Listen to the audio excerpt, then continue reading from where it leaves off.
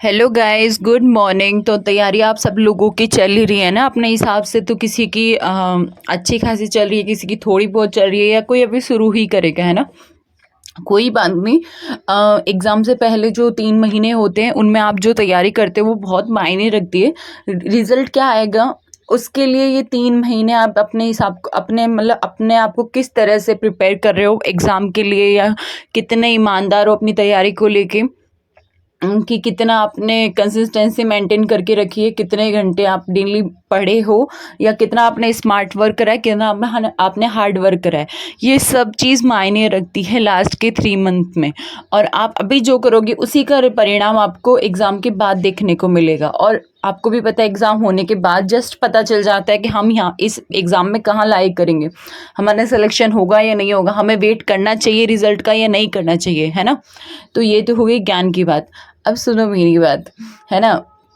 आप लोगों का कहा था कि आज मतलब जो 2018 में पेपर हुआ था लेबर असिस्टेंट का, वो पेपर अपलोड कर दिया जाएगा विद सॉल्यूशन। तो इसको करवाने के 2 मकसद है ना।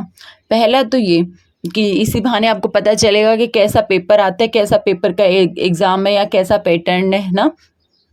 और आप सवाल भी देख लो एक बार के लिए कि क्या पूछा गया था लास्ट टाइम पे।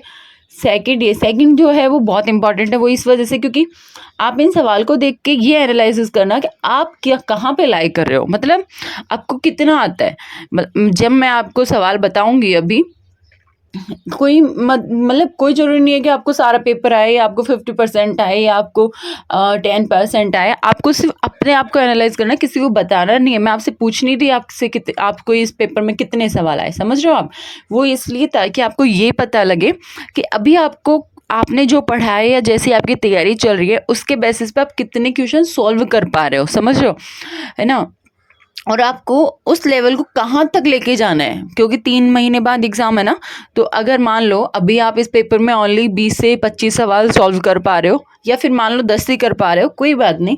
आपको अपनी तैयारी को इतना बूस्टअप करना है 10 से लेके पूरे 150 के 150 तो करने से रहे, क्योंकि नेगेटिव मार्किंग भी है। बट फिर भी अगर ट्राई करना 140 145 तक, तो वहाँ तक ले जाने के लिए आप खुद अपने आप को मतलब ये चीज़ अपने आप को फील होगी ना कि मुझे इतनी मेहनत तो करनी ही पड़ेगी, अदरवाइज़ कुछ नहीं होगा। तो वो जो मोटिवेशन और वो जो जुनून अपने आप आएगा ना, उसकी कोई होड़ नहीं होती। मैं आपको कुछ भी बोलूँ 2 दिन तक याद रहेगा, फिर साफ हो जाएगा कि यार पढ़ना तो था ये वो वगैरह, फिर ये कोई काम आ गया, कभी दोस्तों ने बुला लिया। तो आप समझ रहे होंगे मेरी बात। तो प्लीज़ इस पेपर को देख के ये डिसाइड कर लेना कि मैं अभी मेरे को कितना आता है, क्योंकि 12th तो सबने कर ही रखी होगी। तो मेरे को कितना आता है और अब मुझे कितना लाना है या कितना करना है। और वो अपने हिसाब से देख लेना कि 5 घंटे सफिशेंट है, 6 घंटे पढ़ाई सफिशेंट है, या 8 घंटे सफिशेंट है। आप जितना दो अपना उतना कम होता है एंड में, ठीक है। ये तो हो गई ज्ञानवर्धक डोज, ठीक है। अब फटाफट ये पेपर कर लेते हैं। उसके बाद में मैं आपको इस पेपर में जो आंसर टिक करवा रही हूँ उसके पीडीएफ ऑलरेडी मैं मतलब इस वाले पेपर की पीडीएफ ऑलरेडी मैं आपको सेंड कर चुकी हूँ। सबके पास में वो पीडीएफ होगी, तो वहाँ से आप सवाल देख लेना।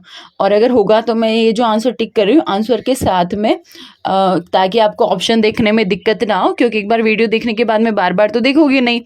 तो फिर मैं ना इस पीडीएफ को भी सेंड कर दूंगी उसी अपने ग्रुप में टेलीग्राम चैनल पे। अगर कोई नहीं जुड़ा है तो प्लीज़ जुड़ जाना। और हाँ, चैनल को सब्सक्राइब पक्का कर देना। आपके लिए ही ये सब किया जा रहा है ना। तो थोड़ा आपका फ़र्ज़ बनता है कि आप भी सब्सक्राइब करके जाओ।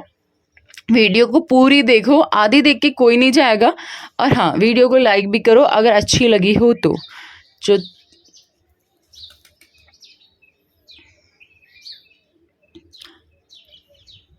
ये निर्देश तो सबको पता ही होंगे। और वैसे भी एग्ज़ाम से पहले जब आपको पेपर मिलेगा तो क्या करोगे, यहाँ पे 5 से 6 मिनट निर्देश ही पढ़ लेना।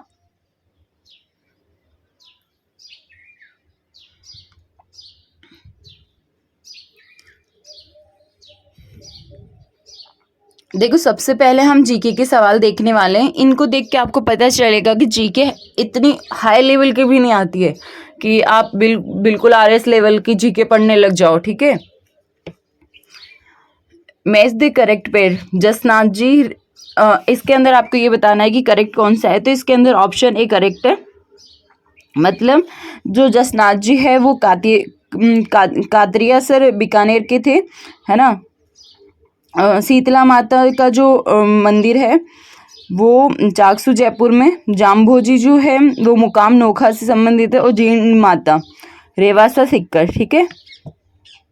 राजस्थान के कौन से क्षेत्र में चैत्र शुक्ल 5 को गुलाबी गणगौर मनाया जाता है? तो गुलाबी गणगौर कहाँ मनाया जाता है? गुलाबी गणगौर बूंदी में मनाया जाता है।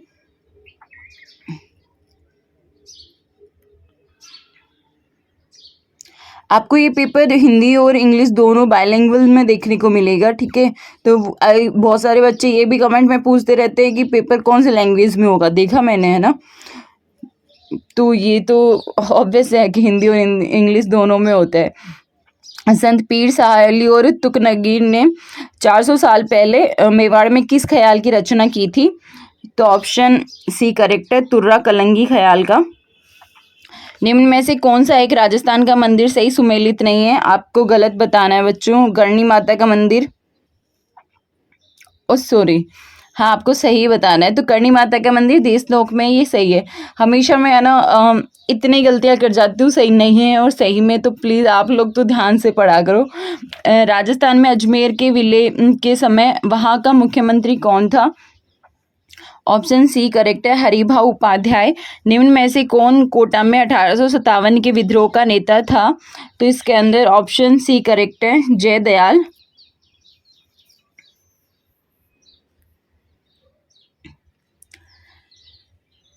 अच्छा,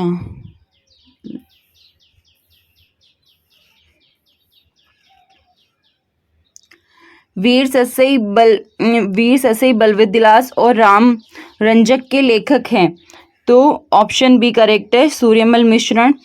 बागोर भीलवाड़ा जिले की कौन सी नदी के कांठे पर स्थित है? ऑप्शन सी कोठारी। मैनाल में सुहेवेश्वर शिव मंदिर का निर्माण किस चौहान शासक ने करवाया था?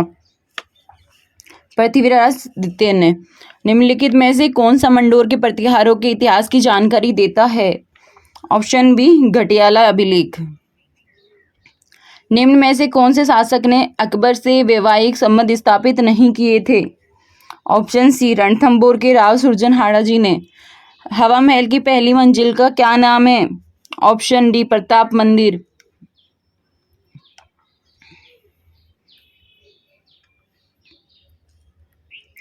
अफीम से संबंधित रॉयल कमीशन निम्न में से किस वर्ष में राजस्थान आया था? ऑप्शन बी 1893 में। बेगू किसान आंदोलन का नेतृत्व किसने किया था? Option A Ramnarayan Chaudhary. भगत आंदोलन किसके द्वारा प्रारंभ किया गया था? ऑप्शन डी गुरु गोविंद गिरी। मत्स्य संघ का कौन सा राज्य जनता के बहुमत के आधार पर उत्तर प्रदेश के साथ विलीनीकरण के लिए तैयार था?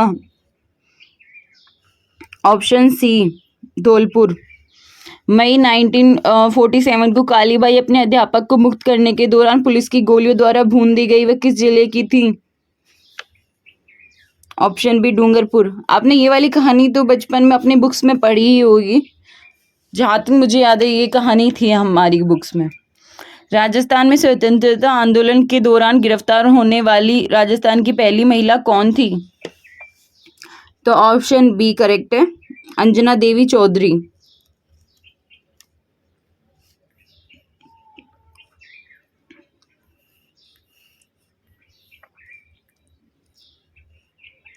राजस्थान के किस गढ़ को धारगढ़ के नाम से भी जाना जाता है? ऑप्शन डी चौमुहागढ़ को। चांद बावड़ी कहाँ स्थित है? तो चांद बावड़ी आभानेरी में स्थित है। राजस्थान के किस संत और रामानंद के शिष्य ने अपने राज्य को त्याग कर गुरु मंडली में, आई थिंक ये योगा गुरु मंडली में शामिल हो गए थे? तो 21 के अंदर ऑप्शन सी करेक्ट है, पीपा जी। लोक देवता गोगा जी के थान सामान्यतः किस पेड़ के नीचे पाए जाते हैं? ऑप्शन है खेजड़ी। कुदरत सिंह को किस हस्तकला में महारत के लिए पद्मश्री किससे अलंकृत किया गया? तो ऑप्शन बी करेक्ट है, मीनाकारी कला। मोहम्मद शाह और साहिब राम किस राजस्थानी चित्रकला शैली के प्रसिद्ध चित्रकार थे? Option A Jaipur. दादू और उनके शिष्यों की रचनाएं अधिकतर किस भाषा में पाई जाती है? Option B Dhundhari. State of forest report 2017 के अनुसार राजस्थान राज्य के पंजीकृत वन क्षेत्र का निम्नलिखित में से कौन सा प्रतिशत अंश आरक्षित श्रेणी के अंतर्गत आता है? ऑप्शन ए करेक्ट है 38.11। शेरगढ़ वन्य जीव क्षेत्र निम्नलिखित में से किस जिले में स्थित है? ऑप्शन ए 12। आदिवासियों के हरे सोने के नाम से जाना जाने वाला वृक्ष है? ऑप्शन सी बांस। ओजोन दिवस मनाया जाता है? ऑप्शन ए 16 सितंबर को। निम्नलिखित में से कौन सा एक ब्लू बेबी सिंड्रोम से संबंधित है? नाइट्रेट। ये तो साइंस वालों को वैसे भी आता होगा, है ना। राजस्थान में थार मरुस्थल से प्रभावित क्षेत्रफल व जनसंख्या का प्रतिशत कितना है? ऑप्शन बी क्षेत्रफल 61% और जनसंख्या 40%।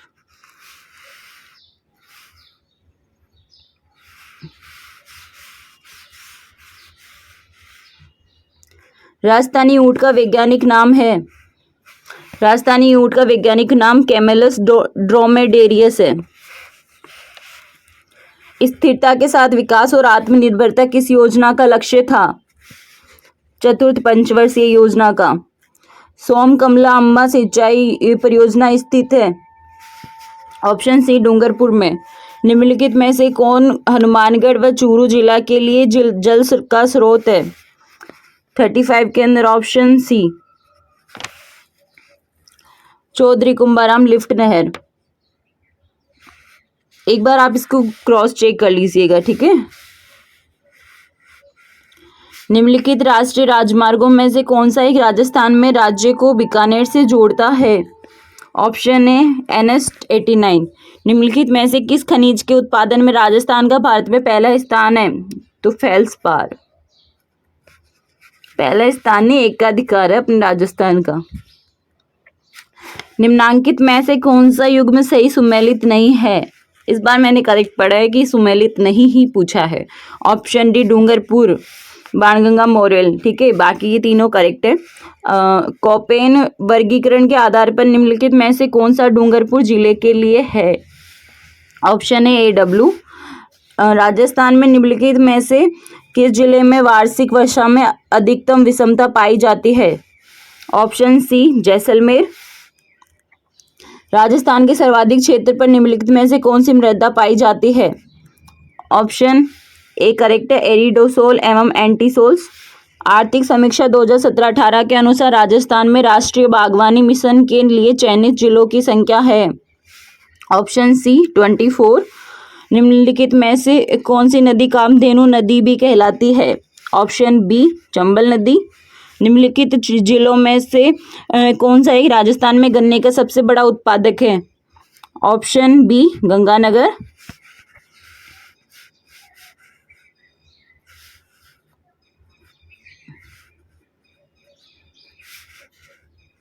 अरे यार